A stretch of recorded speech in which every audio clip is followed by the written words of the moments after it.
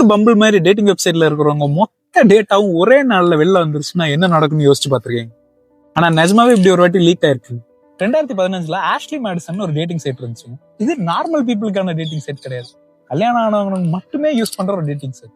இவங்க ஸ்லோகனே life is short have an affair அப்படின்னு. என்னன்னா தோழர்களே, வாழ்க்கை ரொம்ப சின்னது, அதனால கள்ளக்காதல வச்சுக்கோங்க அப்படிங்கிறாங்க. என்ன ஒரு பிரமிப்பான ஸ்லோகன்ல. ஆனா அங்கதான் ட்விஸ்டே இருக்குது. இம்பாக்ட் டீம் அப்படிங்கிற ஒரு ஹேக்கர் குரூப் என்ன பண்றாங்கன்னா, இவங்க வெப்சைட்டை ஹேக் பண்ணி மொத்த டேட்டாவே ஆன்லைன்ல லீக் பண்ணிடுறாங்க. இவங்க பேரு, இமெயில் அட்ரஸ், இவங்க சாட் பண்ண மெசேஜ்ல இருந்து எல்லாமே லீக் ஆயிடும்.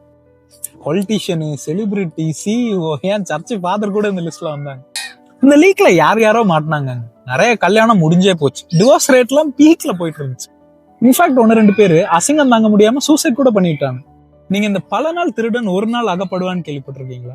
எனக்கு இந்த கதை கேட்கும் போது பலான திருடர்களும் ஒரு நாள் அகப்படுவான்னு தான் தோணும்.